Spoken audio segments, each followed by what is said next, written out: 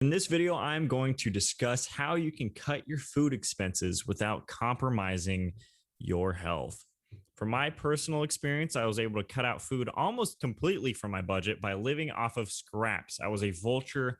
I'd eat one PB&J every 2 to 3 days. I'd pound an extra donut in the break room. Whenever my company would send me on travel, I would eat the hotel eggs for every meal of the day. This usually meant Monday through Friday, 3 meals a day. I was eating hotel eggs because they were complimentary. It's a huge sacrifice most of the time. It was disgusting, but it helped me put a considerable amount of dough toward my debt. I became very malnourished, but I'm going to show you how you don't have to get malnourished to do this. Let's talk about it. Now, I'm not expecting you to go as gung ho as I did, mainly for liability reasons. I can't have any of you becoming malnurtured individuals like I was. However, you can absolutely tailor your budget to spend less on groceries while still maintaining a healthy caloric intake.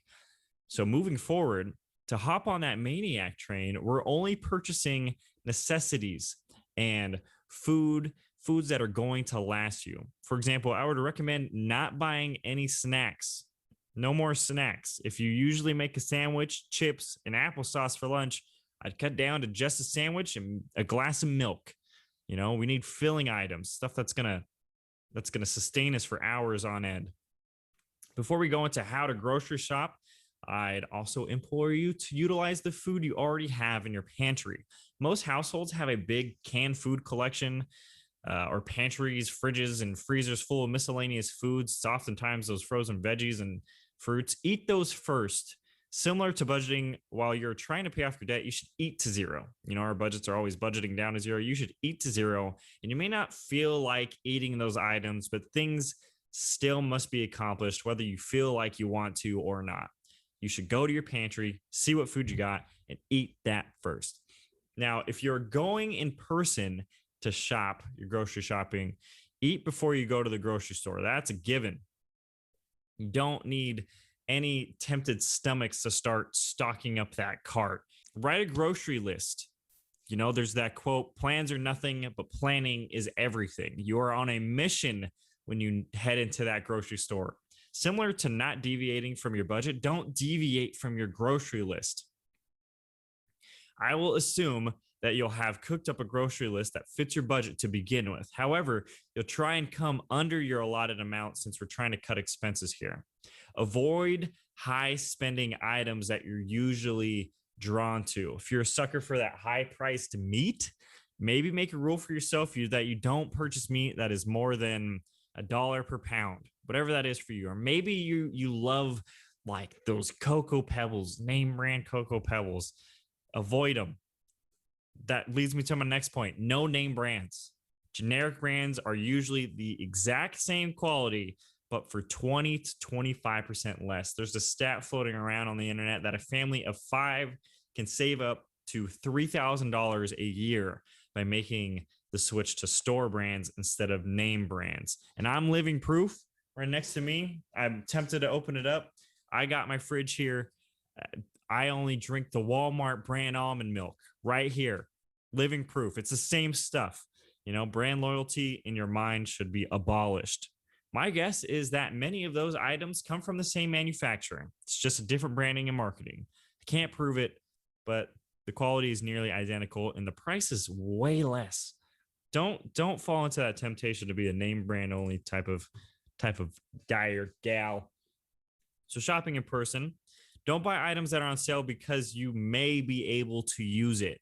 Buy things on sale, of course. Of course, you should buy things on sale, but only if they're a necessity, though.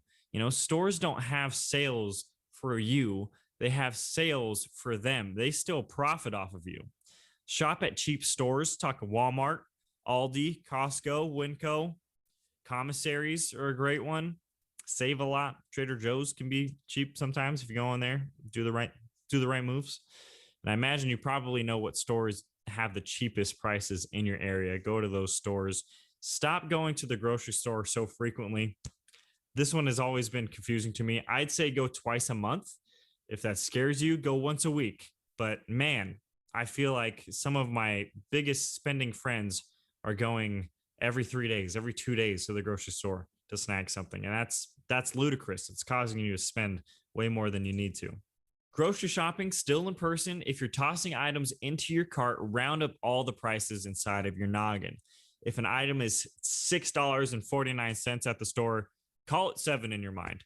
You'll hit your budgeted amount faster and will walk out of there slightly below your budgeted amount. If everything is just getting rounded up, you'll probably still get exactly what you need, but you'll come under your budget. So my hot take for buying in bulk is that it's not always the answer.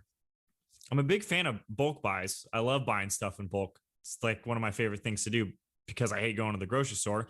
But the bulk is the correct answer when the math is the right answer. If you do the calculations and the bulk item is the better choice, then you should go with the bulk item. It's not worth stocking up on something at the expense of going over your budget because you're still paying more.